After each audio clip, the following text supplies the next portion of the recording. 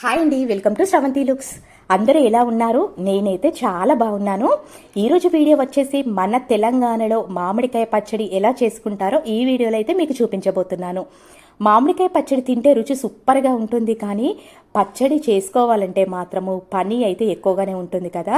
ఎప్పుడు నేను ఇంట్లో కేజీ హాఫ్ కేజీ వరకే పెట్టుకునేదాన్ని. అమ్మ ఒక్కసారి కొలతలు చెప్తే అదే కొలతలతో ఉప్పు కారం నూనె ఎక్కువ తక్కువ కాకుండా కరెక్ట్ కొలతలతో పెట్టుకునేదాన్ని. అయితే ఈసారి హాలిడేస్లో అక్క వాళ్ళ ఇంటికి వస్తే ఈసారి పచ్చడి మా ఇంట్లోనే పెడదామంది అనేసి అక్క వాళ్ళ ఇంట్లోనే పచ్చడి అయితే పెట్టేసుకున్నాము. ముందు రోజే మేము మామిడికాయలు తీసుకొని వచ్చి ఓవర్ నైట్ మొత్తం వాటర్లో నానబెట్టి మళ్ళీ నెక్స్ట్ డే మార్నింగ్ అయితే మామిడికాయలు నీట్గా తుడుచుకొని కాసేపు ఆరబెట్టుకున్న తర్వాత ఇలా చిన్న ముక్కలుగా అయితే కట్ చేసుకున్నాము. బయట ఆల్రెడీ మామిడికాయ ముక్కలు అమ్ముతున్నారు, కానీ వాళ్ళంతా నీట్గా కడగరు కాబట్టి మనకంత సాటిస్ఫాక్షన్ ఉండదు. కాబట్టి మేమైతే ఇలా మామిడికాయలను తీసుకొని కొద్దిగా రిస్క్ తీసుకొని మాకు నచ్చిన సైజులో అయితే కట్ చేసేసుకున్నాము. వెల్లుల్లిని కూడా పొట్టి తీసుకొని పక్కన పెట్టుకొని మళ్ళీ మనము ముందు రోజే ఆవాలు జీలకర్ర మెంతులను డస్ట్ లేకుండా నీట్గా కడిగి మనము వీటిని దోరగా వేయించుకొని పౌడర్ చేసుకోవాలి కదా. మనకు తడి అనేది ఎక్కడ ఉండకూడదు. తడి ఉంటే మాత్రము సంవత్సరం పాటు నిల్వ ఉండే పచ్చడి కాబట్టి మనకు పచ్చడి అనేది ఎక్కువ రోజులు ఉంటుంది. కాబట్టి తడి లేకుండా చాలా జాగ్రత్తగా అయితే పచ్చడి అనేది చేసుకోవాలి. ఇక్కడ కొలతలతో చేస్తున్నాం కాబట్టి 4 కిలోల మీద పావు కేజీ ఎక్కువగా ఉన్నాయి మామిడికాయలు. ఇవి కట్ చేసిన తర్వాత కరెక్ట్ 4 కిలోలు అయితే అయ్యాయి. ఇప్పుడు ఈ 4 కిలోల మామిడికాయ ముక్కలోకి మనము కారము సాల్ట్ ఆవపొడి ఇవన్నీ కొలతలతో వేస్తేనే మనకు పచ్చడి అనేది రుచిగా వస్తుంది. కాబట్టి కరెక్ట్ కొలతలతో అయితే చేస్తున్నాము. నేను ఇక్కడ మామిడికాయ తురుము అయితే తురిమి పెట్టుకున్నాను, కొద్దిగా అది కూడా చేసుకుందామనేసి. ఇప్పుడు మనము పోపు అయితే రెడీ చేసుకుందాము. ముందు మనకు పోపు చల్లారాలి కాబట్టి పోపుకే రెడీ చేసేసుకుందాము. నేను ఇక్కడ పల్లి నూనెతో చేస్తున్నాను. పల్లి నూనెతో చేస్తే పచ్చడి అనేది చాలా చాలా టేస్టీగా ఉంటుంది. కాబట్టి 4 కేజీల మామిడికాయ ముక్కలకు కేజీ ఆయిల్ అనేది తక్కువగా కాకుండా ఎక్కువగా కాకుండా ఉంటుంది. ఆవాలు వచ్చేసి 125 గ్రామ్స్.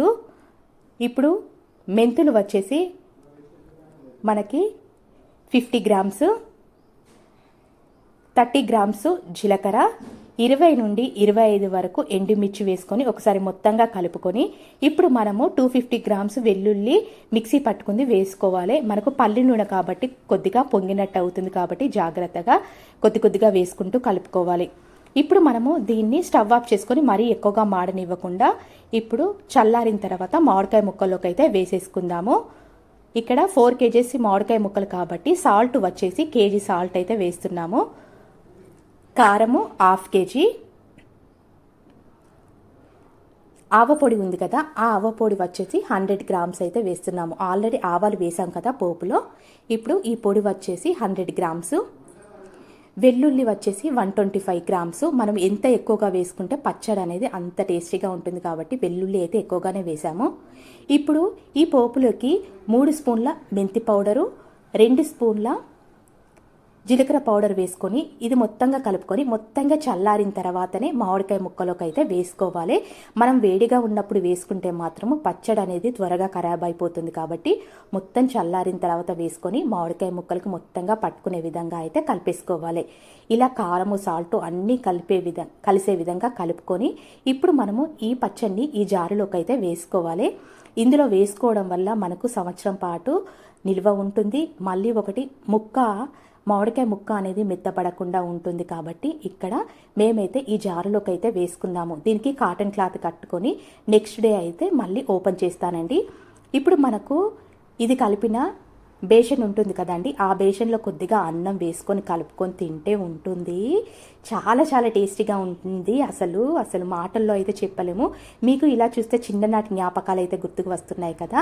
అమ్మ కూడా మేము చిన్నగా ఉన్నప్పుడు ఇలా పచ్చడి మొత్తం పెట్టిన తర్వాత ఇలానే కలిపి ఇచ్చేది.